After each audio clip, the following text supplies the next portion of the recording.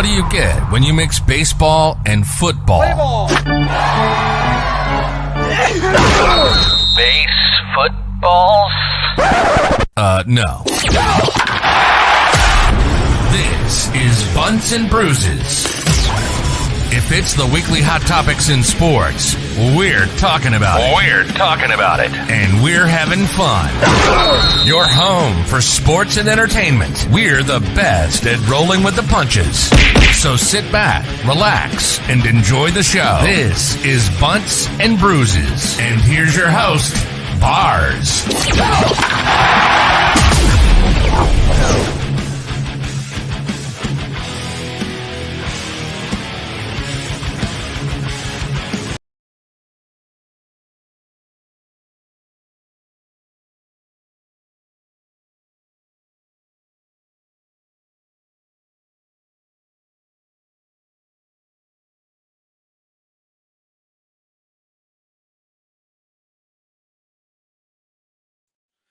Wow, that was a rough start. It's a beautiful day to talk about sports. As your host Mars, I was very excited. I didn't even unmute myself after that intro. It just gets me pumped going all the time. But regardless, thank you for coming back, guys. Sorry for being late. Sorry for the messy start, but here we are. I have a huge show. Huge show. That's why I'm messing up already. I'm so excited about it. I thought last week's solo episode was going to be good. This week, I'm not going full solo, but the guest I have on is one of a kind. This guy has me rolling in the group chat, and he stands by his statements. And, you know, as me, I do the same thing. So I support that. He comes with the facts. You may not agree with them. It's the good, it's the bad, it's the ugly, whatever you want to call it. He got it all. He's strong. He's a writer. He shows up on bets on bets on bets. I'm pretty sure he's beating Ken if you didn't hear from me, though. But it is my guest, and we're going to go deep into it. It's Mr. Walker Bailey. I'll let him on in just a bit. We're going to go ahead and break down the MLB Free Agency so far. This is going to be probably part one of two because, as you guys know from last week, the MLB is still in a lockout. Not much of an update there. I will update you once there is more info on that. After that, we're going to play Deal or No Deal. As you guys remember, right before the Iceman left, that was a nice little segment we had going. And then we're going to break down the playoffs and a little bit of offseason. We're going to rank our remaining NFL QBs from 1 to 8. I wonder where he got his Ryan Tannehill at. Probably number 1 if I had know him. And then we're going to rank the head coach vacancies from the best spot to work for to the last spot to work for. Spoiler alert, the Texans are 8th. But regardless, guys, let's just get right into it. Welcome him in. The one, the only, Walker, Texas Ranger.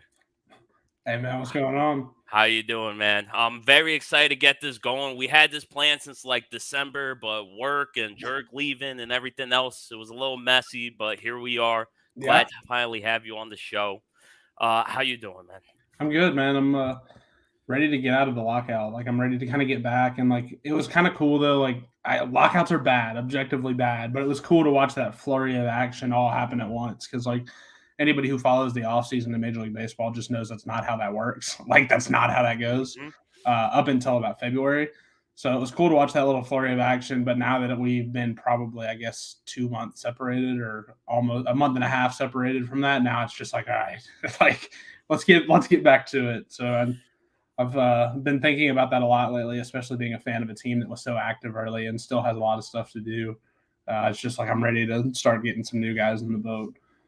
So. Of course, man. Like you said, usually it doesn't start off that quick. Usually it's in February where we're going to have these crazy big signings. But, man, it was Christmas. It was early Christmas seeing all these signs, especially for me and you, man. As a Mets fan and a Texas fan, we were here. We were both in the group chat day one just yelling at each other, we got them!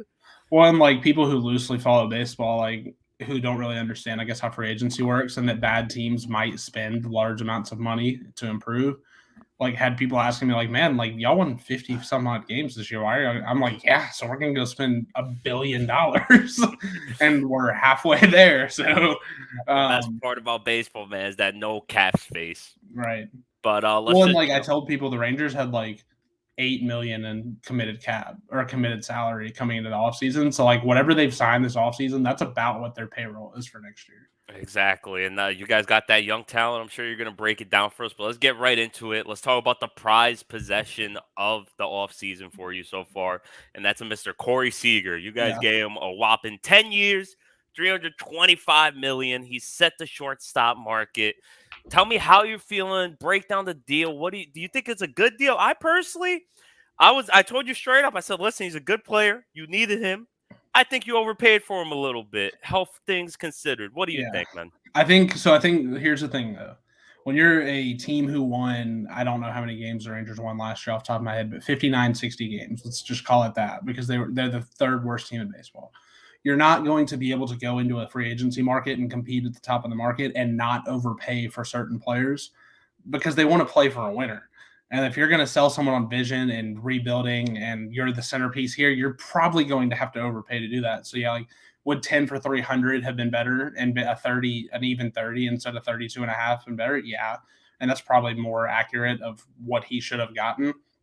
But I mean, I'm cool with the 10 for 325 because with the Rangers, what you've seen a ton over the last decade is ownership and front office coming forward about we're going to have a payroll consistent with this market size. And Dallas is a top 5 market in all of sports. And then they get into free agency and they 1 foot in, 1 foot out, don't do anything. So when you get pretty much on back-to-back days or like within 2 days of each other, Marcus Semien for $175 million, and then you get Seager after that, it's like, oh my God, they actually did it. And then they continue to add, and like you get John Gray on a 4 for 56, which I think right now is my single favorite deal of every deal in the offseason because you get him out of Coors. He has plus stuff. He's controllable now at $14 million a year for a good starter, potential middle of the rotation starter. That's not a lot of money. It sounds like a lot, but it's not. Like, and it's the same. The Rangers have had a ton of success in that mid tier. Like that's what happened with Lance Lynn. It was a 3 for 30 deal, and then they turned him into a Cy Young contender, and now he's been what we remember him as for the last 3 years. So I'm not predicting that for John Gray, but I have confidence that at that value, along with a lot of the analytical stuff that's come out about Gray, along with the Rangers' success in that tier, that the John Gray signing is going to work out really well. So just in general, I know you asked about Seager, but just in general, that's kind of how I view everything. I think Seager's probably going to have to move off short eventually, like 5-7 years down the road. But I mean, that's the cost of it. If that means the Rangers win a World Series in 3 years, then who really cares? So honestly, the way they have that Marcus Semien, and for all my listeners, you guys know I've been Marcus Semien fan since before he went to the Blue Jays. This guy's he's one of the most underrated players in the league, let me tell you. Just all-time clubhouse guy too. Yes, exactly. And he had a hell of a career year. He had 45 home runs, 102 ribbies, 15 stolen bases. Honestly, you could argue Marcus Semien was the better player that you guys signed, and you guys got him for even cheaper. I will say this with Semien is I think a lot of people are going to set that expectation as his year with the Jays, but people need to probably understand he's not going to hit 40 bombos with the Rangers. Like he's probably going to drop back to 2025 just because he's not playing in the launching pads in the AL East. Like you're not getting to play at the short porch at Yankee Stadium. You're not playing at Camden Yards on the short fence in left field. You're not playing in Toronto. You're not playing in Fenway with, the monster and the pesky pole and all that stuff. So you play in bigger parks, and obviously the Rangers' new stadium is very pitcher-friendly indoors, huge gaps. So he may hit a ton of doubles, but I just would say if you're listening and you're thinking about Marcus Semien and what to expect, and you look at his stats from last year, I would expect regression in the bombos category, but still for him to be really productive offensively. Oh, for sure. This was definitely an outlier year, but it was one of his best years, and it seems like you guys signed him right in the middle of his prime because he had that year right before with the A's where he was still, like you said, it wasn't 45 home runs, but he was in that 30 range. And that's still for a shortstop. That's right in the money. That's beautiful. That's what you got Bogarts doing. And he's a second baseman now. So even better at that spot. I want to bounce back to you mentioning John Gray and how you think he was actually the best signing in this whole free agency for you guys. I actually got to kind of agree with you there because you heard before he even left Colorado, a lot of people in the league And whoever is in analytics, you mentioned it, he's averaging 9.5 strikeouts last year per 9, which is that's insane. And it's really, everyone knows any pitcher in Coors Field, balls go flying there. So if you could take him, and honestly, I think so. I think you guys could turn him into the next Lance Lynn because he has the stuff, like you said. Yeah. He has it. The control hasn't always been there, but how it's really, you want to know how much of it can you blame on Coors Field. And I think you can blame a good chunk of it, and you clean up a few Well, things yeah, here. That 4.5 ERA is going to drop. Well, yeah, and the thing with Gray is his off-speed stuff doesn't get touched. It's the fastball that gets bombed. And I think that what the Rangers are hoping is that in order to play that off-speed stuff better with the fastball, they're hoping that moving into a pitcher-friendly ballpark instead of Coors, he's going to be able to pitch more up in the zone and not have to spend so much time pitching everything down. Because, you get caught up in the zone at Coors and it's a home run, whether it's deservedly a home run or not. That's just how it goes. So I think they're hopeful that in the pitcher's park, he's going to be able to spread out and spread his pitches around and get up in the zone, start kind of pounding back inside instead of having to pitch to just certain areas and not being able to use that fastball. But that's the answer with John Gray is you have to find a way to fix the fastball and not give up such hard contact. And then you have to get him back up in the zone so that way he doesn't give up so many home runs and the hard hit balls down in the zone, make him more unpredictable. And if that's the case, the stuff is there where he could legitimately play as a top of the rotation pitcher. Now that's the ceiling, and you probably settle more at a 2 or a 3. But even then, at $14 million for a 2 or a 3, that's a huge win if you're a contending team. For sure. And due to the fact, like you said, pitcher friendly, you got him out of the elevation, you're going to see a lot of those home runs, I think, turn into doubles or just easy pop outs. Or even just fly balls.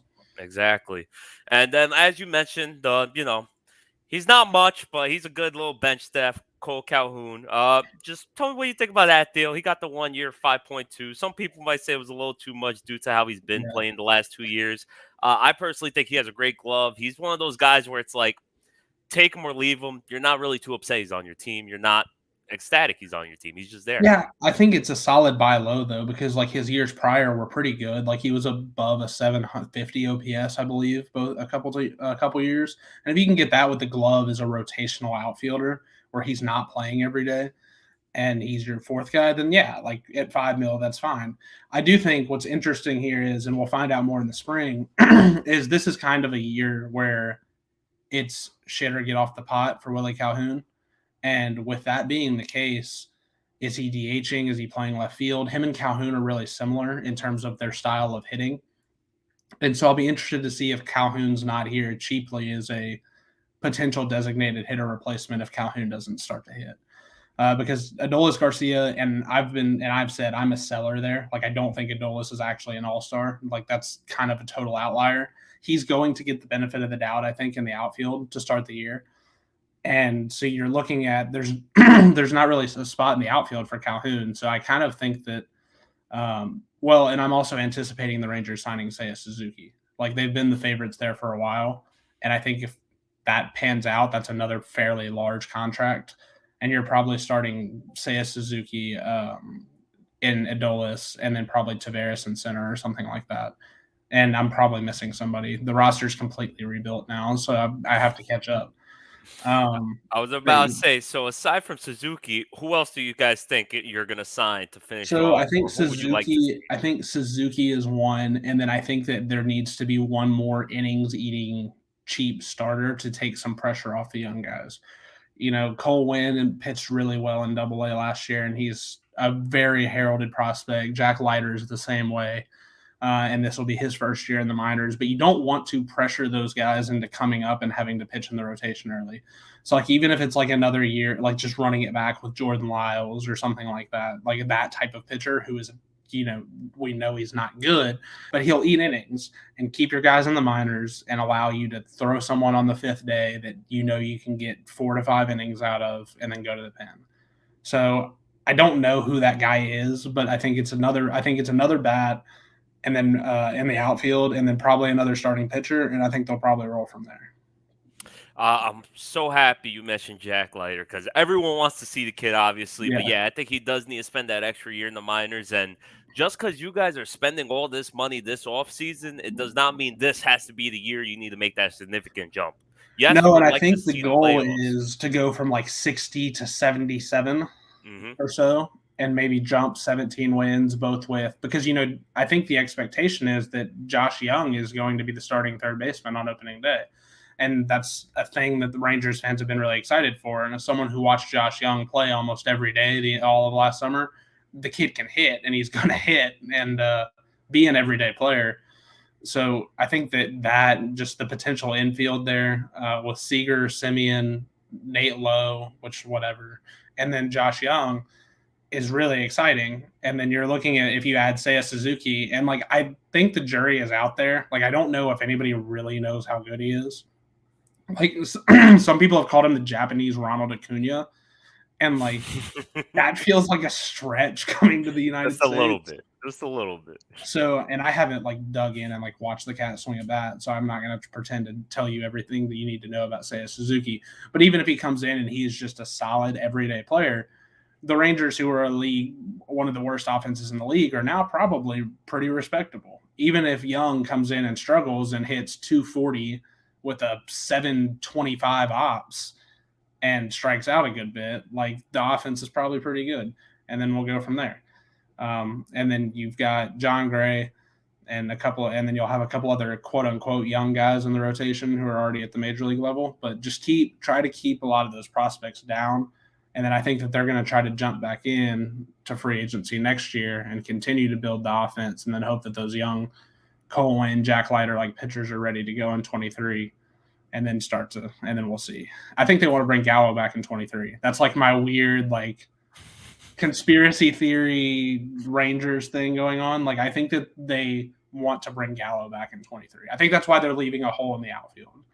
They love them some Joey Gallo, man. No matter how I love dirty or how good he like does. Joey Gallo is one of my favorite players I've ever had on a team of mine, and like I accepted trading Joey Gallo. Like I accepted it. It was one of those things that needed to happen. You didn't want it to, Yeah, but you know it needed right. to. You I didn't mean, want it to happen, but I accepted it. he could pull a Chapman for all we know. He Yeah. he gets traded and then comes back, like you're saying. Well, Um, and you live up north, like you see it. Like that marriage has not gone well. The it Yankees started Gallo off hot. marriage. They were loving him in the Italian stallion shirt all over Yeah. that Barca was selling. But other than that, yeah, it's been a No, little and like shakier than expected. and even then there's been some moments where he's been a little bit contentious and almost with like the media and like how just things work in New York and the things that come with those markets. So if he gets out, like what better place to go than somewhere you already know and all your friends are still playing. So who knows? We'll see. Exactly. This offseason, the last comments on the Texans is it's reminding me a lot of when the Padres signed Manny Machado. It's Yeah. you see the beginning of something, it's all trending towards the right way, Yeah. and you're hoping in like a year or two you get those young stars coming up. You sign a couple more free agents, like you're saying, then it fully is in full bloom and they're making possibly for contention because as everyone's saying, you guys on paper at the moment have the best middle infield, and there's really Yeah. can't have much of an argument with that. Yeah, and they on paper they don't have the most talented farm because they don't have the blue chip top of the line talents. But if you talk to people in baseball, they're one of the deepest farms with like they don't have a ton of 60, 70 grade players at this point, but they have like 60-40 guys or 45 guys where someone is going to overachieve. And there's a couple guys in the system where they're just really excited about and they're starting to see some stuff pop. And then you also draft in the top 3 again this year. So like you're going to continue to add to your system. And with the way that the Rangers have started doing things, if you go back to the college ranks, you're looking at someone who may be impactful in like literally like a year and a half. So, I mean, yeah, they're starting to go in the right direction. And with how the Rangers are, don't be surprised with the depth of that system if they're not aggressive in July either. For sure. Honestly, I expect you guys to sign at least 2, 3 more people. But moving on, the other big spenders aside from your team, as I said before, it was my team, and you Yeah. know how I'm feeling about it. You got Max Scherzer, 3 years, 130. You got Starlin Marte, 4 years, 78 million. And just to mention a couple other guys that got signed in free agency. The biggest one I think is former Met, now Detroit Tiger, Javi Baez, 6 years, Yeah, 140 million. What were your I thoughts on that hated signing? that. I I was hated not a fan either. I'm glad we're I on the same hated page. it. I thought 6 years was absolutely insane. Hmm. Like, and it's the 140 over 6 is not that bad. Like, I would have to do the math to figure out what that average annual. I think it's like 28 or something. 23. 24.1. Yeah, but and that's fine. Like, it's obviously a cut way below Seager, but like 6 years at shortstop, and like if he continues to strike out a bunch and he potentially doesn't hit well, then he's not making it 6 years there. And like Detroit was looking for a cornerstone this offseason. And I don't think that that's it. Like, I think that you should have just ponied up and spent the money to sign Correa. Like, you had his former manager. Like, that was almost like when Hinch got hired there, the assumption was, oh, it's to sign Correa. Like, we're doing this so that we have an in with Correa in the offseason. And then you don't sign Correa. Like, you sign, and I don't think the Baez thing was a good thing. And like, I actually still think the Tigers are going to be pretty okay next year. I think they're on the same path as the Rangers, except they're a little bit further ahead. I think they're going to be good, and that's a team that I'm going to think I'm like, that'll probably be an MLB TV team for me, that I'll just kind of maybe check the Tigers out every now and then to watch Casey Mize pitch or whoever else. But I don't think Baez was the right move there. Like, I think you either just don't sign the shortstop at all and you wait and you find something else, or you just sign Correa and pony up the big dollars. But I don't think 24 a year for Javi Baez over 6 years was the right move. And I have more of a problem with the years than the actual price tag. Like, if they had gone 3 for 60 or 3 for 70 or 3 for 75, even that's 25 a year, I would have been like, okay, yeah, whatever. Like, that's fine. But 6 years was just that. I had a problem with the length, not the money part. I do agree with you there because it's not like you're giving him 30 million a year, which he's definitely nowhere near a 30 million a year kind of player. Yeah. And even if It's you gave him 30 over 2 years, like, then it's like 2 for 60, then it's like at least you're not attached to him. Yeah, but I mean, you're really only doing that if you're in contention. There's just Yeah. the Tigers Not aren't a that. Javi Baez away to become a Right. playoff team. They need a little Right. bit more than that. But really, my issue with it is how much you said it, how much he strikes out. As a Mets fan, I know it's either he's hot, man, and when he's hot, or he's cold. Yeah. He's kind of like a Joey Gallo almost when it comes to batting because those strikeouts, man, Yeah. they add up. They hurt. Like, it's Yeah, yes, but here's you're the problem. producing the Here's the offense. problem with that comparison is, at least with Gallo, you're getting a ton of walks. Yes, And you're not getting any of that with Mhm. Baez. Like, Gallo will walk as much as anybody else in baseball. Baez will walk as little as anybody in baseball. And so, just for that's example, I got the difference. number right here last year. He was 184 strikeouts, which was his career high, to 28 walks. I don't know what the ratio is for Yeah. that, but that's like a disgusting number. No, I know. And like, yeah, like he hit 265 with an 813 ops, but like, yeah, and that's just like, that's okay. Like, that's not 24 million a year numbers. That's No, for okay. sure.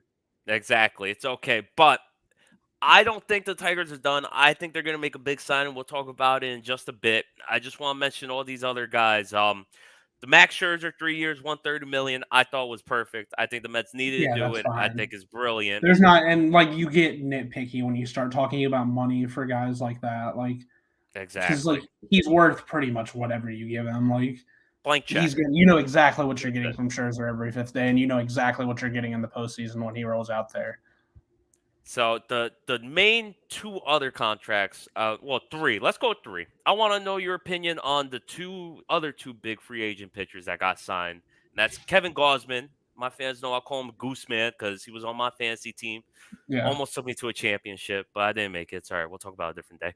But his 5 years, 110 million. What do you think about that deal? I think it was a good deal. I think it was a great deal. I liked it, yeah. But I do think it was interesting. I thought it was interesting that Gossman went back and basically gave the Giants the chance to match, and they didn't, which kind of made me think, like, it does make kind you of raise an know something? eyebrow. Do they know something Yeah, about the like, arms? Do they like, think it was going out towards the end of the year? Yeah, for yeah, sure. like, did they know something that maybe the Jays or the public didn't know? Because like the deal in general seems okay. But when the team who had Gossman was like, "Nah, we're good. You can take him," that's kind of when I'm like, "Whoa, hold on a second." Like, Eyebrows up for sure, unless they yeah. don't think they could repeat it this year. Because I mean, yeah, honestly, but you're people plugging. thought What are you San plugging Fran was going to Logan be Webb, worse. and you thinking you're plugging Logan Webb into the A spot here? Like, and he's good. Like, that's not a Logan Yeah, Webb no, knock. That's just bad. yeah. But I mean, you're talking about like game 1 or game 7 starter in a playoff series, and I don't know. I thought that was really weird that the Giants didn't match and take Gausman back. But I think it's good for the Jays on the front, and quite frankly, their rotation's in a place now where even if he does regress some, I think that the deal is still okay.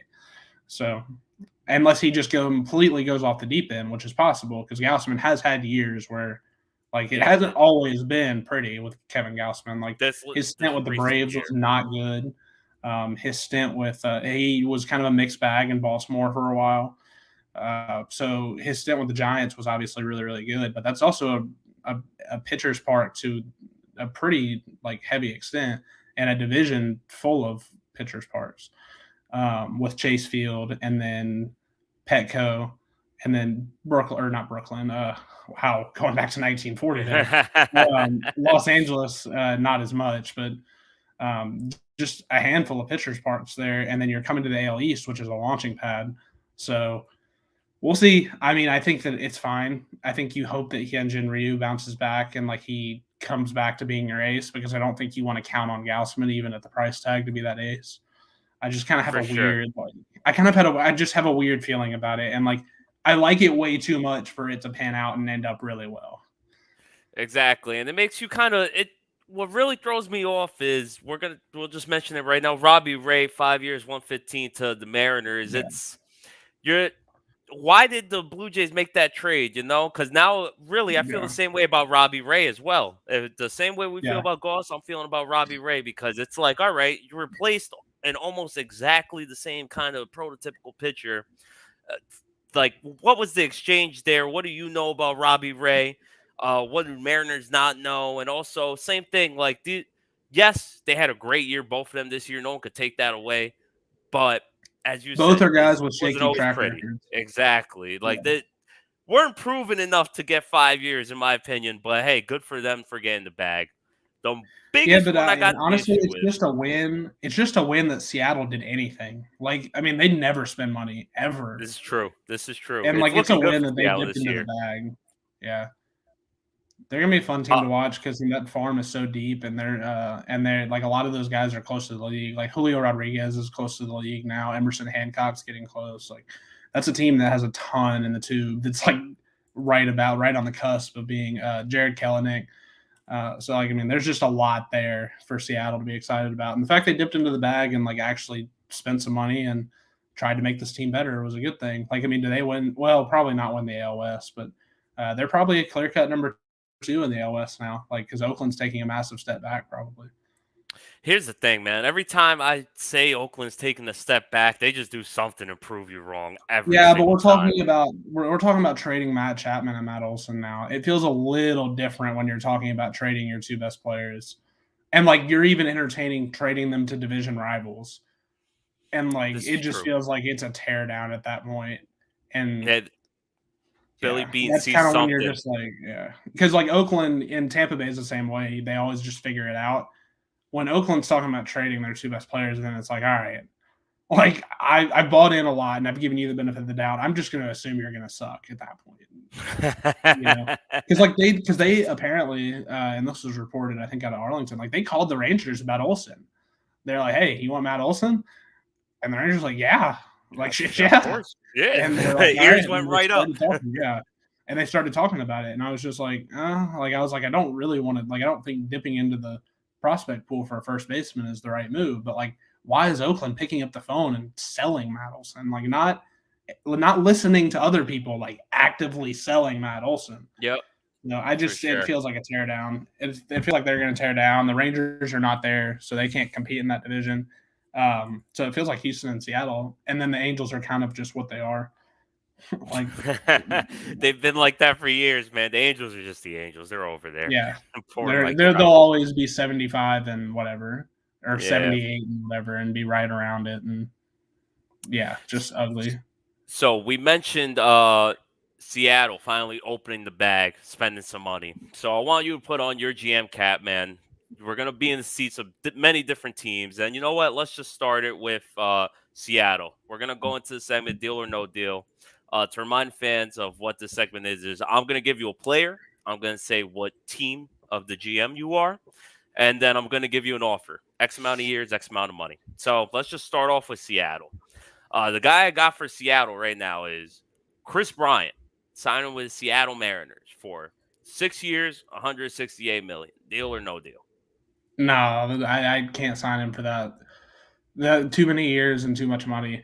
I love Chris Bryant. He's versatile and he can play a lot of different positions, and he's going to hit.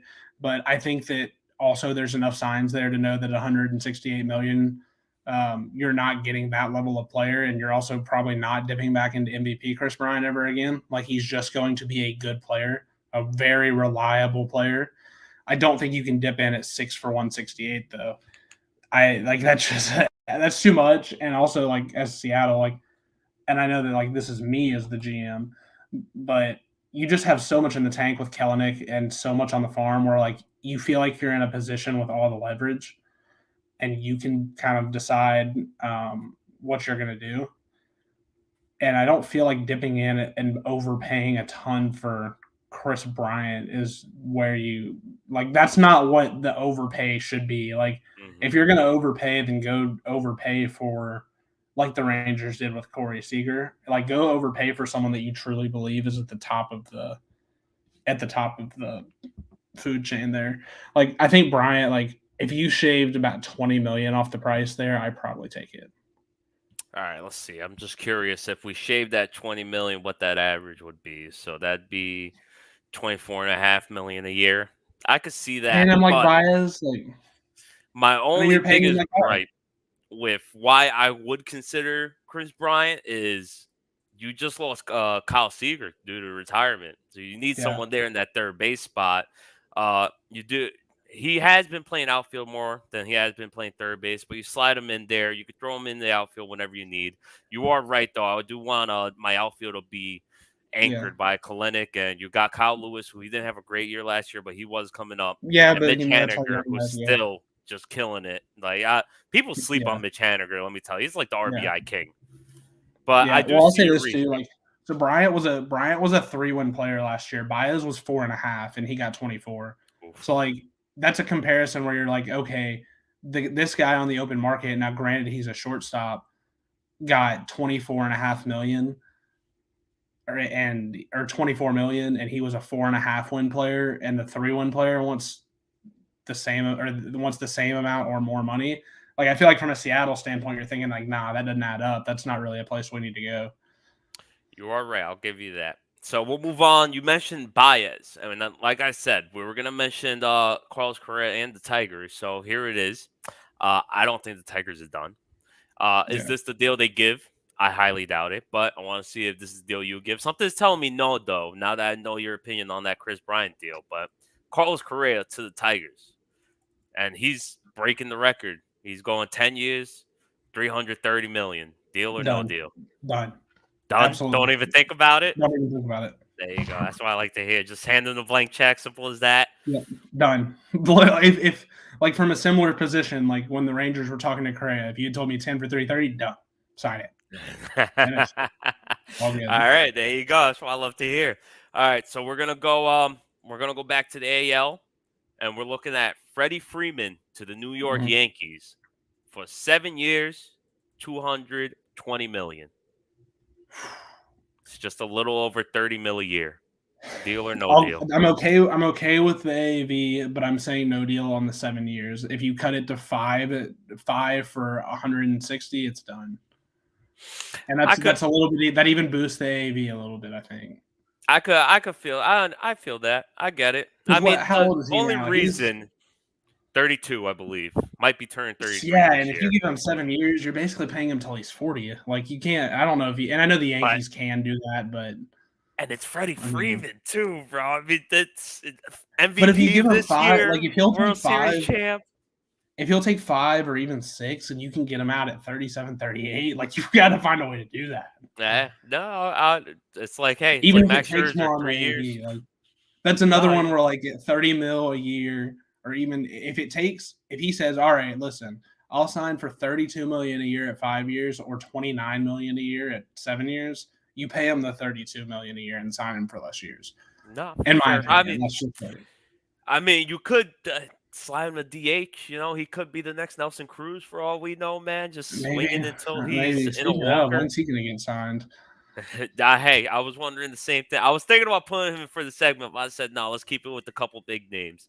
The next name I got for you here, man, is Carlos Correa signed with the Tigers, or he just doesn't sign at all. So Trevor Story to the Astros, 10 years, 300 mil, deal or no deal? No, absolutely not. Like, not even close. Not even Hey, close. I wanted to see how desperate the Astros would be. No, I you had have to to double check. shave. I honestly think you probably have to shave like 60 million off of that. Whew, I think you're underpaying my boy Story just a wee bit. I I think you're think you paying have to for it. shave. Nah, man. I think you got to shave 60 million I'd say off of I'd that. say I'd say 40 to 20 million if I was you. 10 years, Man, I don't like know. 27, 28 million for Trevor Story. He's what? He just turned 30, I believe. I think that's a solid deal, man. I mean, listen, just for comparison. So what? Hold on, let me do the math here. I said shave 60 mil off, right? That'd be 24 mil a year if you shave the Right. 60 So mil off. MLB trade rumors projects him for 21 mil a year. So like I still beat the projections. Like Hey, I guess we were looking at two different projections. I got to update my notes a little bit. maybe I don't know. I think my biggest issue with Story is I do worry a little bit about hitting outside of cores, and then I just also worry about the longevity of the position. Like that's another one that I want to go less years on. I think that's one where he probably ends up at second or third, like in the next, like sooner than you think, maybe even like in the next 4 years or so. So if you're gonna do that, like I'd rather go less years and maybe again go like 6. And Story is one where I don't know how much leverage he actually has because it's like you can't really like I'll go back to my old team. Like, Yeah. I mean, if you want to go back to your old team, man, by all means. It'll The be team I just want him to there see, by himself. pony up and sign Story and really make a run at it is I want St. Louis to go sign Story. That would be interesting. I could see. I mean, but you got Paul DeJong there, man, and he's a cornerstone there. I get you. I know it's obviously an upgrade, but Listen, how St. Louis is. no, I know how St. Louis is, but I also know that like the DeYoung thing, like he wasn't even really starting every day there anymore. Like they were kind of playing shortstop by committee, and like at that Yeah. point, when you're not hitting to the point that you're playing a committee at shortstop, then you're not you're not enough to like prevent Trevor Story from taking your job. And they've dipped in and they paired Arenado and handled that. They get Michaelis back. They'll get healthy Flaherty back this year, so the rotation will be a little bit better. And another one that I wanted them to see sign was Stroman. Instead, he went to the division rival, which that made no sense. Yeah. That made no sense for either party. That made no sense. It's 3 years, 71 million. In case anyone's wondering, and I think it's dumb. It's just dumb. That's it. Simple as that. We're not even going to talk about it anymore. But the last deal or no deal I got for you here, hopefully it's better than the Trevor Story one. This one I kind of just threw out a guess, my best one. Nick Castellanos. I'm terrible with names if you haven't learned that yet, Walker. To the Padres. 5 years, 140. Deal or no deal? Yeah, I'll sign it. I'd sign it. I thought that was a good one. They need a little more outfield help, especially because what's his name? It's escaping me right now. He came from Tampa Bay, outfielder. Meadows. Did Meadows end up out there? No, not Meadows. Kiermaier? No, Kiermaier's still in Tampa. I got it now. Renfroe is gone. Renfroe came from Tampa. No, did he? Tommy Pham, there you go. He's played god awful this year. God awful. Everyone thought that was the free agent signing this year. Was Tommy Pham coming to shore up that outfield defensively, give him a little bit of some run on the bags, provide a average bat, not even anything crazy. And it was batting like 220 this year. I'm pretty sure he just ended up benched, and they just said see you after a while. But Well, I think the biggest thing too is the universal DH potentially coming into play helps Castellanos' value for because sure. he doesn't have to play defense every day. Exactly. And I mean, the Padres, at the end of the day, they just kind of ran out of juice too offensively, which Yeah. is where I think he slides in perfectly. The only thing Yeah. about that deal I'm a little iffy with is, can he do it again? Which, if you look at the track record, saying most likely, but still probably won't end up as good as he was this year. But whatever little boost you get is a significant boost. Well, and I think that's a guy, like, you want a candidate to be the next Nelson Cruz. Like, I think that's a guy that you can kind of not pin, but like pencil and circle and consider because he's just going to hit. Like, you can kind of know and count on him to hit. And with him going somewhere like San Diego, where he would also be protected in the lineup by Hmm. Tatis and, Machado and whoever else, he's going to hit. And so I think that with San Diego, you can kind of just be like, okay, like, we'll live with the defense and that's fine. But if he hits, we're good. We're going to be really good, Oh, for sure. especially because they're good defensively everywhere else. Like that, and it's kind of fun. It's kind of fun to think about their infield and think about the money tied up in that infield with Mhm. Tatis's new deal, and then Machado's the $300 million man next to him, and then also Hosmer on first. So there's I just think Hosmer's gone too. To be honest, he's just yeah. he's just an empty void Well, over they were there. trying to at the trade deadline last year. They were trying when they were doing they tried to get Gallo, and a lot of what they were trying to do was attach the Hosmer contract and then like part with like an elite prospect. Like they're like, we'll give you one elite prospect and a second kind of throw in, but you have to take the Hosmer deal. And the Rangers were like, no. No, we're good. The Rangers were like, we don't want it. We're good. You can't blame him for that, man. No. So final thoughts on this MLB offseason, a couple of these free agents still out there that we might have missed out on. I mean, you mentioned Castellanos. I kind of want to see him. I think another team to watch in that sweepstakes is him going back to Miami. I think that would be a kind of a fun pairing there, and he would hit really well there. And in the NL East, it'd be fun to see him help improve a young team. And so I think that's one that I've got circled. I really want to see, and it doesn't even matter where he signs, but I just want to see the whole Seiya Suzuki thing play out because I want to see him on a field. And people forget, like, once you get posted, you only have 30 days to sign once you're in the United States or posted in the US. So, like, once the lockout ends, he's got like 2.5 weeks to sign. Like, he's going to be one of those that it's like he's off. And the last time we had a prospect this hype come out of Japan, it was Shohei Ohtani. And so there have been other players hype that have come out of Japan that haven't performed. But I just wanted, I'm super intrigued with where he falls on the production scale compared to a lot of other people that have come from overseas to play in the major leagues. And then just a sneaky signing too that I really liked was the Padres signing Nick Martinez coming back from Japan. It adds another arm in the rotation. He's a guy that AJ Preller is really familiar with because Preller was the former assistant GM for the Rangers, and Martinez was on our farm at that point. But if you watched any of the Japanese baseball league last year, Nick Martinez improved. He changed some things. He worked on some things and came back. And he looks like a guy who can slot into the back of a rotation now and provide pitching depth. And the Padres need that because they got ravaged by injuries in the rotation last year, whether it was, Darvish being banged up a little bit, Clevenger still being out and not being good to go. And so you just add another arm in there that can pitch. And I think that that's a sneaky one where if you're scouting where your scouts go over and they find a kind of a cheap alternative to signing a guy like Stroman or signing any of the mid-level starters in the coming out of Major League Baseball. Another guy I'm watching, and he may have signed. I may have missed it. Is I kind of want to see where Jake Odorizzi ends up. That's another one where I think he's still a free agent. yeah, and so I think that's another one where he had a pretty bad year with the Astros, and that's another mid-level guy that you could probably use as a reclamation.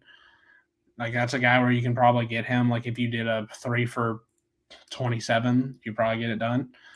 And I think that's like a guy where if he hits his ceiling, he's pitching as your number 3. Mm-hmm. And so I'm interested to see who takes that chance and who goes that route. And I think you'll know what the team thinks of him based on the contract he gets. So For just sure. a couple. Only thing that scares me about that a little bit is he was on Houston of all teams, and Houston they're the ones that fixed the pitchers. So the fact that they couldn't fix them raises a little eyebrow. But hey, like you said, I'm willing to make a bet on him depending on the contract and whatever the team may think of. Yeah, he still ended up making the rotation though at the end though, and that was like when the playoffs came around, and he also got hurt. So I think there was some elbow issues there, and of course, like you're gonna have to medically check that out and clear that up. But I think Odorizzi's an interesting reclamation project, and I'd have to go back on like Spot Track or something and see who's still out there because it's been so long since I looked at the list. But I do think like there's a lot of names out there, and obviously everybody's now watching Correa. Like what happens with Correa? Yep. And also the trade market. Like I mean, what happens when? What happens with the trade market? Like the Reds are selling off a ton of pieces. Like does Luis Castillo get moved to a contender? Does Sonny Gray get moved? Like those are two probably, Castillo's an ace and then Gray's a 2 or a 3 depending on the caliber of your team. Like, and do they get moved and does somebody add that? Like, does Joey Votto go in and like say like, hey, this is bullshit. This is the end of my career here. And like you're trading off all these pieces. Does Votto go in and like try to get out of Cincy? Like, I just think that's another team to circle and just kind of see what happens. Because if you're considering selling everything off, there's a lot of impactful players on that roster where we could see a lot of movement in the trade market to go along with the free agency signings. Oh, for sure. That's going to be a whole other episode on its own. We haven't even covered half the free agents. We just covered the big names that signed. There's a bunch of other low names, the mid-tier players who are the reason why this whole lockout's happening because they're locking out so these guys can get paid more. As we said, after all this madness, it's going to be a huge gamble. Real quick, got to pay some bills. Just like to shout out BetUS. I want to remind our listeners that this show is sponsored by BetUS. BetUS is the newest sponsor to Off the Ball Network. They have the fastest payouts in the industry, and they offer 125% sign-in bonus. That's right, 125. That's like the best in the industry. I'm almost positive. 125. It's double your money and then some. Who doesn't want that? Make sure you use promo code Off the Ball, all capital letters. That's Off the Ball when you sign up. Head over to betus.com, sign up today, play some great bets. Kenneth's lock of the day was the Warriors in Detroit over, I believe it was like 220 something. I took it early this morning. I hope you did too to make some money.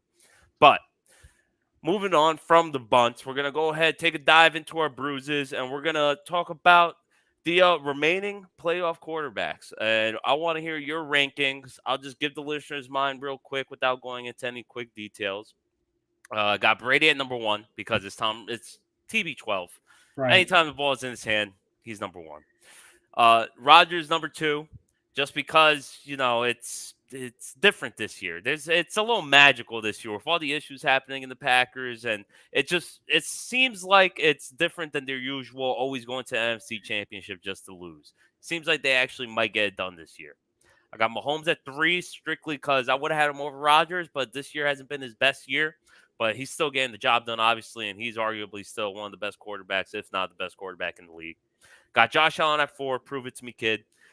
This is the one where I know we're going to argue about. You called me out on it earlier today. I got my boy Joey B at 5. Your man Tannehill at 6. Stafford at 7, just because from what we saw, do it again. Prove it. And then handsome Jimmy G at 8. Besides 5 and 6, I'm assuming you got Tannehill over Joey B. Is there any differences in our 2 lists?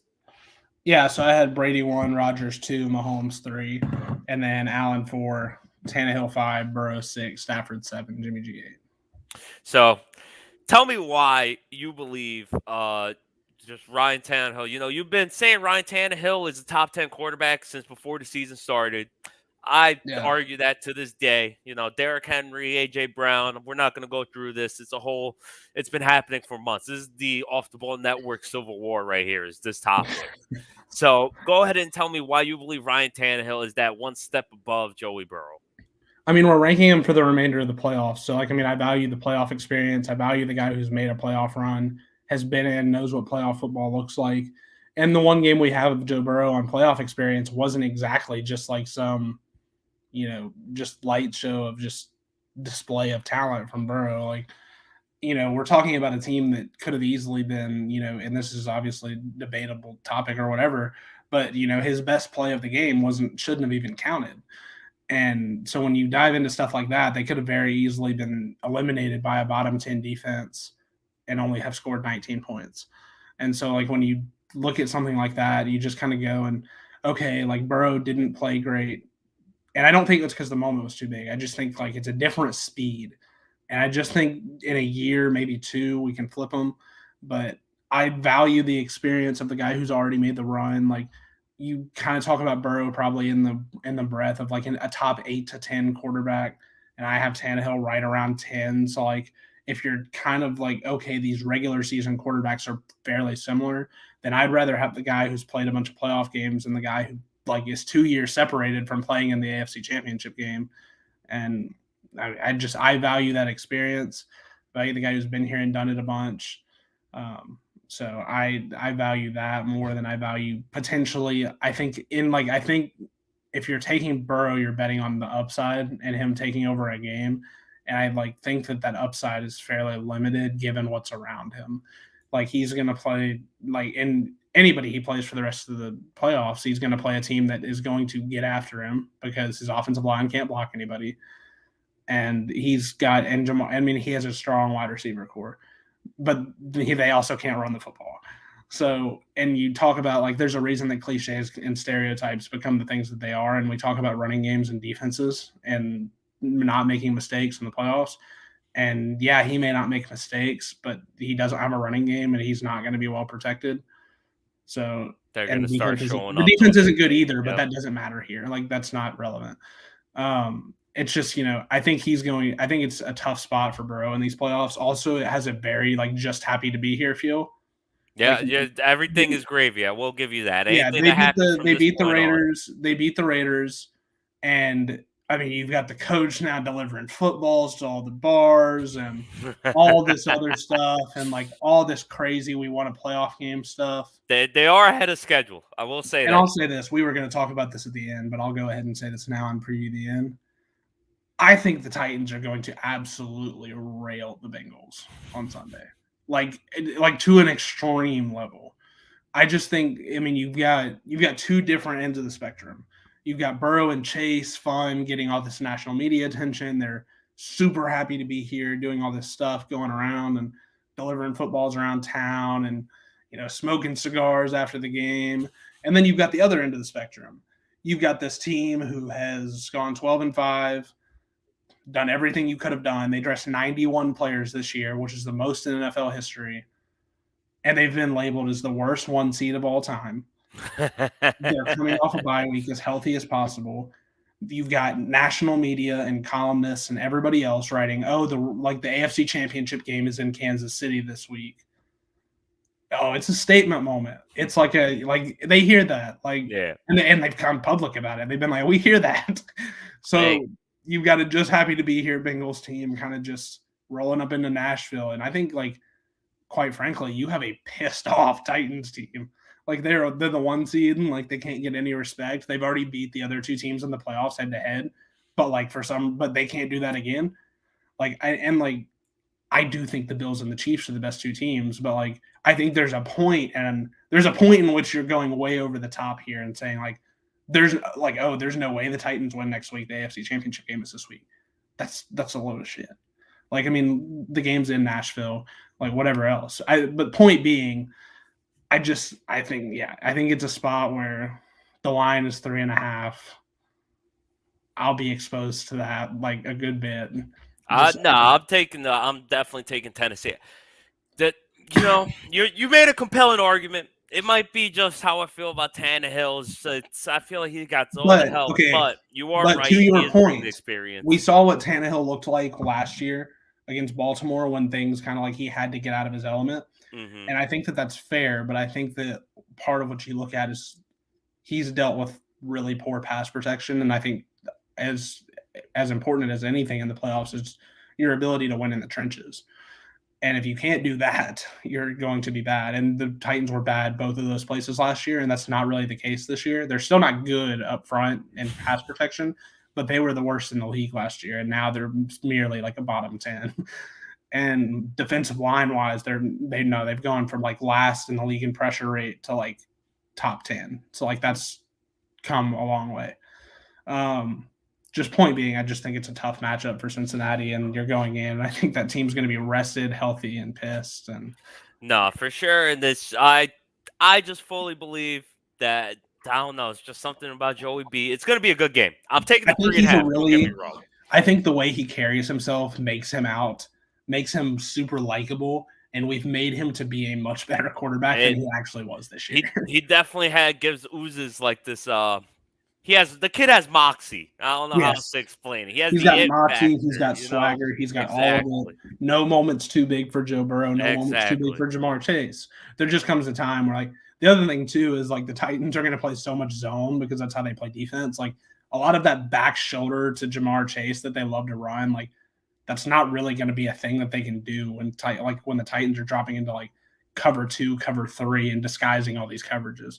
Like you're not really going to be able to check and get to that. They're just going to have to be much more efficient. And last time we saw the Bengals play the Bengals beat the Titans in Cincinnati last year, but it took them going 12 out of 15 on third down in order to win that game. So it's going to be a lot of fun. I'm excited for it. I'm very passionate on the stance that I think the Titans win big, but also like this has been known. I'm a Titans fan. So like, of course I'm going to say that.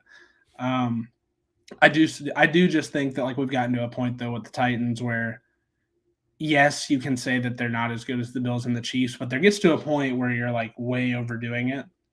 Like it's like, okay, like we're pretending they can't win that game. Yep, you're right. Or they're like Cincinnati's going to come in. Like I had somebody text me on Sunday and was like, "Oh, like it's the Bengals in a walk," and I was like, "Wait,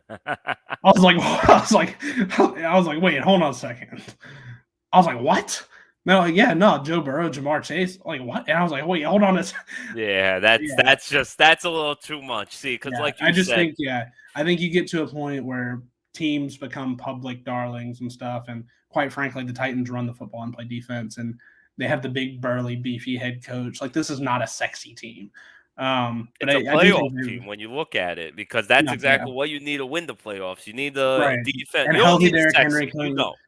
Healthy Derrick Henry's coming back with no Larry Ogunjobi in the middle. Trey Hendrickson is questionable in concussion protocol. Like it's a team that struggled to stop Josh Jacobs when they were healthy last week, and now they're going to have to try to stop Derrick Henry at less than full strength against a better offensive line. We'll see. Good luck. You're 100% right. I can't argue that. What I will say is, though, right now I got the odds at -3.5. I'll buy the point. Give me 2.5 just to play it safe, because I could see it being a close game just because I don't know, man. Like you said, they are the darlings, yes, but it's just something about them. They're going to lose. The Bengals are going to lose. I fully think they're going to lose. I don't think the Titans are going to crush them. I worry about the ability for the Bengals to protect Burrow. And I also worry about the fact that, because, they could run the football against the Raiders because the Raiders are horrible against the run. Yeah. But you're coming in and talking about a team that's a top 5 rush defense against DVOA or using DVOA. And I think when you get into a place like that and it's like, okay, you're looking at – and the Bengals are not great running the ball anyways, even against average defenses. So I just think if they get – and Zach Taylor also is like very staunch in his belief that they need to run the football. So if they remain committed to the run game, like as long as it's a fairly close game and they don't run it effectively and they get set up in 3rd and long and allow guys like Danico Autry, Bud Dupree, Harold Landry, and Jeffrey Simmons to really get set and come after the passer. I just think it's a spot where it's tough for Burrow to convert those types of long 3rd downs. I also think it's a place like Burrow did throw 14 interceptions this year, and he hasn't thrown one in a while because he's been hot. But I think it's a place where when you're dealing with that much pressure, you could be looking at a place where the Titans, who are good at turning their opponents over, could potentially turn them over a couple times. And I just question how the Bengals stop Tennessee. Because I think, and I'm not saying they won't go Bills like touchdown every drive, but I do think there's like potential for them to be in the 35 range there. If the Titans score 35, it's over. for sure, because I mean it's just handed over to you. Don't think so? Yeah. I think he's going to come in fully healthy. I think that extra week was just to make sure Derrick Henry was No, 100%. I think he's good. I watched him today, and they had him go through padded practice today, and like he was like, because Vrabel was like, yeah, we need to see how he does in a contact practice, and he's so ready and hungry to play that he like he was running over his own teammates in practice trying to like, prove a point. And I was just like, all right, like yeah, he's fine, he's good. And imagine that. It's a Derrick Henry last year and 2 years ago took this team on his back as far as he could take them, and that was with him putting on the amazing second half of the year performances. Now you're talking about I mean, you don't want to say rested because he wasn't healthy, but the truth is he's rested. The legs aren't. Yeah. He played enough in the beginning of the season where it's not like he's coming from just a complete off season where he's completely unprepared. He's Well, and done you're talking about 3 weeks of practice now to get into game shape. Too. exactly. So you're not super concerned at this point about him not being in game shape. Like you're a little bit worried about him maybe in game getting a little tired late because he hasn't taken hits, but you're not worried about him like not being full speed, I guess is a good way to put it. I don't know. I'm perfectly comfortable with where the Titans sit for the first time in all year. Like for the first time since week 3, the Titans have all 22 starters on offense and defense healthy. They have 2 guys listed on their injury report, and both of them were full participants today. It is as healthy of a football team as can possibly be in the playoffs, and that's very important. Hey, that's all you need when you're going into the playoffs. No, and like, the Bengals had a lengthy injury report today, and just so I think you're talking about the Bengals team who was coming in and was probably a little bit worse even at full health, and you're talking about a team who's not healthy, and then they're playing a team that's fully healthy and rested and probably motivated. If you've paid attention to the Titans at all, Mike Vrabel's going to have that worst 1 seed of all time probably taped on the wall as bulletin board stuff like that, and they'll let people know too. It's no different than a couple years ago when Brady posted the video and was like talking about the Lions and the Jackals, and as soon as the game was over and the Titans won that game, one of the players went out and tweeted a remade video of that and flipped the script. Like, it's a team that takes everything personal, and they have a lot of ammunition right now after the last couple of weeks. So we'll see. I mean, I'm not picking them to win the Super Bowl. I think they're probably not the most likely team to come out of the AFC, but I think that it's a team that if they go into an AFC championship game as a 3.5, 4-point underdog and everybody's taking the other side, it's a team that maybe you look at and be like, okay, like, what are we doing here? Like, this team's like better than we're giving them credit for. Mm-hmm. I mean, that's just like you said. It's been all season how they've been doing that. We look at the other game on Saturday. Obviously, your pick's the Titans, and you know what? Even though Joey Burrow is my number 5 quarterback, I will say Titans are also going to be my pick. We look at the other game Saturday night, and it's the 49ers versus the Packers. We look at one team that's the complete opposite of the Titans, and their injury report is full of names you don't want to see it full. Yeah. Specifically, Fred Warner and Nick Bosa. Rumor has it Nick Bosa is going to play. Whether he's playing healthy or not is the real question. He's probably not playing healthy, to be honest.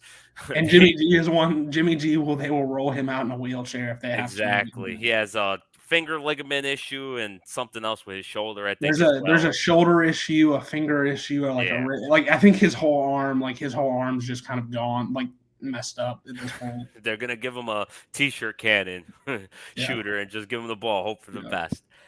Who's your pick in that game? Honestly, if Fred Warner and Nick Bosa are healthy, even with Jimmy G being injured, I have the 49ers shocking the world. I'm going to take them if healthy. So I think the biggest question in the postseason, like of any team in any game anywhere, is how actually good is the Packers defense? Because I think that there's a chance that they're bad. I think there's a chance that they're good, and there's probably a chance they fall somewhere in between. But I think that if you're San Francisco and you're preparing for this game, I think the first game tape that you turn on to get ready for this thing is you go back and turn on the Cleveland tape when they played at Lambeau on Christmas. And you say, okay, this team, Cleveland, playing a similar style to us, killed them in the run game. Mm-hmm. Absolutely mauled them in the run game. Now, my problem with Shanahan here is he loves to like do this thing, and Frank Reich's the same way, where he goes away from the run game, even if it's a little cute. Yeah, like he gets super cute.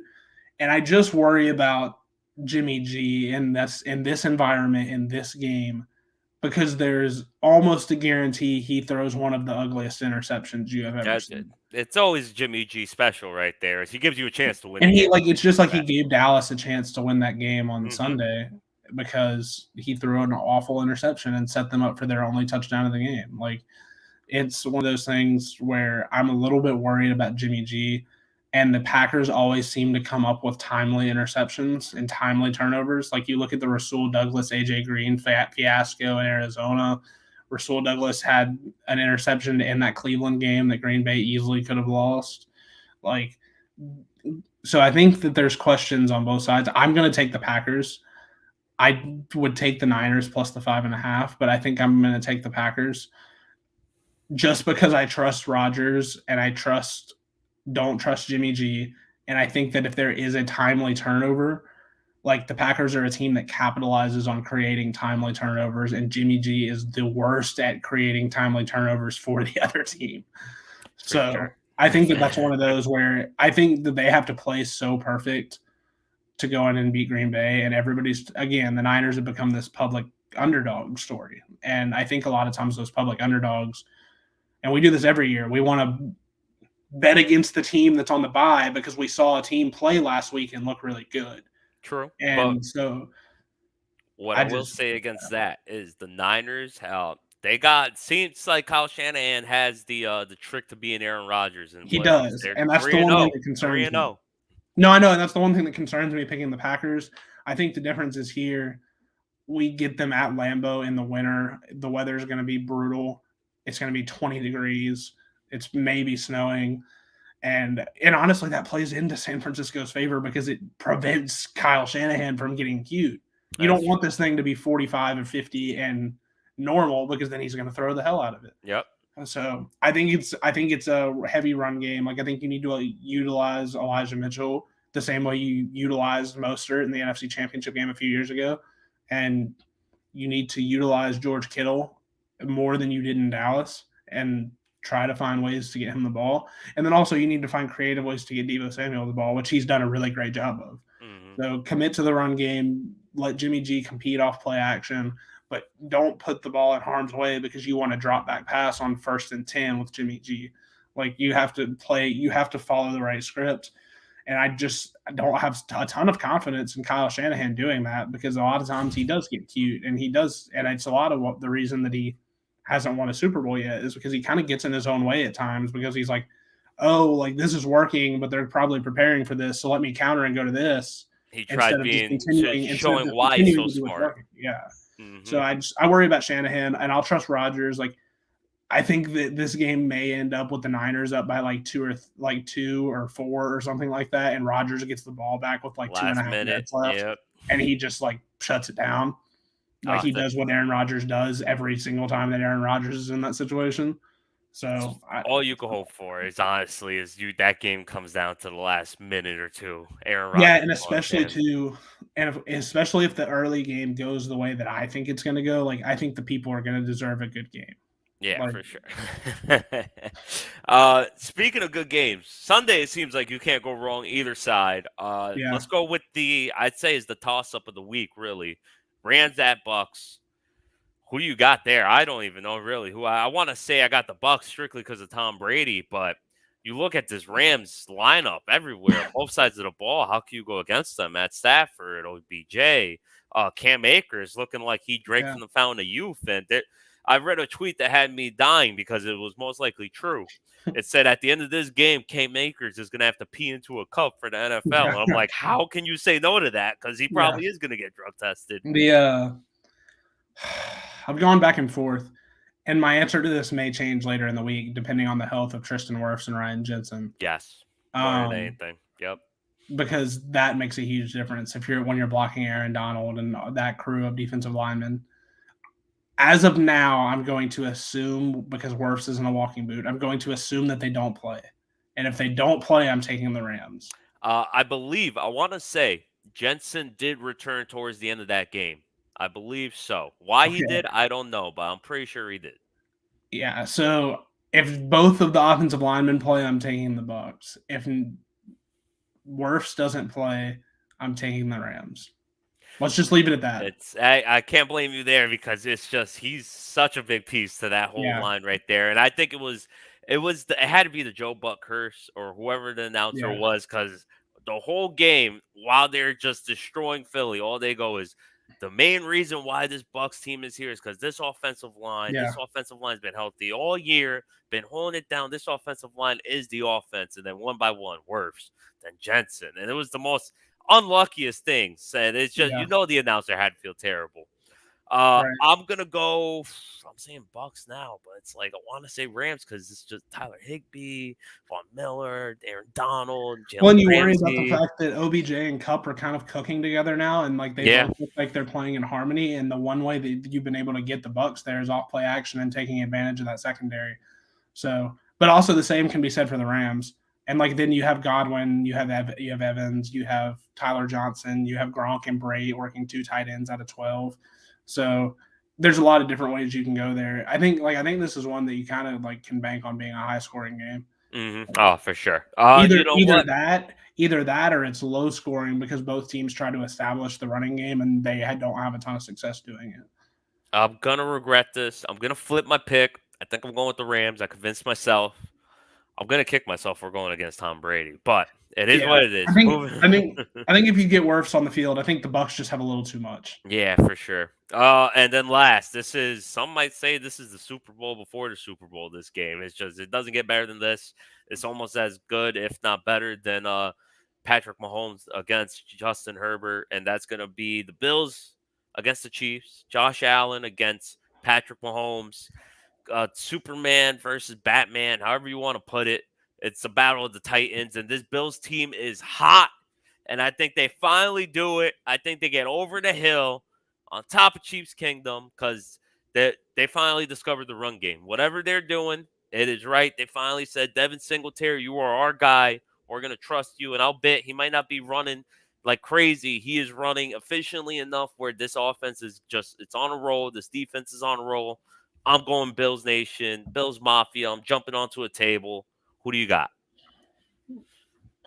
I hate doing this. I mean, I just feel like an idiot for not taking the Chiefs laying under a field goal at home. I mean, I think the Bills are disagree. so okay. I'll do this. I'm going to talk myself in a circle here for a second. All right. If the Bills continue to run Josh Allen the way that they've been designed running Josh Allen and allowing him to use his legs as a weapon, the Bills may win this game and it may not be close. But I kind of am skeptical of them throwing their quarterback out into harm's way like that because with all running quarterbacks who run the way Josh Allen does, by about year 3 or year 4, you kind of see their coaches kind of get in their ear and kind of stop them from being who they are because they don't want them taking hits. They don't want that financial commitment taking hits. And so I kind of just am skeptical of how much they're going to do that. But I guess if you're going to do that against the Patriots in the cold, you'll probably do that against the Chiefs. So if they use Josh Allen like that, I think I'm taking Buffalo. But if Josh Allen becomes a pocket passer and that's all he does, and they don't really kind of stick with the game plan that worked in New England, then I would probably take Kansas City because I think Josh Allen also is prone to making mistakes in the pocket and being inconsistent at times. Like he's rough accuracy wise at times. He's much better than he used to be, but he's just kind of, and there's times where he's not great. For sure. And so I don't know. I'll take Buffalo. I took Kansas City. Now I'm taking Buffalo. I'll take Buffalo now. I think they use Josh Allen's legs. I think they stick with that game plan that works in New England, and they take advantage of that Chiefs defense that's not very good. I think the offenses are comparable in terms of efficiency and explosiveness and capability, and I think that the defenses are not. I think that Buffalo clearly has the better defense coming in. So I'll take the Bills and Arrowhead. God, I'm gonna regret that. It's crazy because I want to say, the Bills are offensively possibly the only team that could keep up with the Chiefs, but then really you look at the Rams and Bucks and no, they're not. Every team remaining in the playoffs can keep up with each other offensively. Yeah, except maybe the Niners because of Jimmy. Yeah, if Jimmy's healthy, I think they keep up with anybody as well. Well, the Bengals are probably the only outlier, I'd say, but that's just due to their line being, trash. Regardless, just one more time to run it down. I got Titans, Niners, Rams, Bills. I believe you had Titans, Packers, Bucks, Bills, correct? Yeah, we'll go that way. All right, so we're gonna have you back, man. We're gonna see the notes, see how we did. Watch us I see it being blown up like I'll this is go. what you I'll go get out for on not a limb taking here. Brady.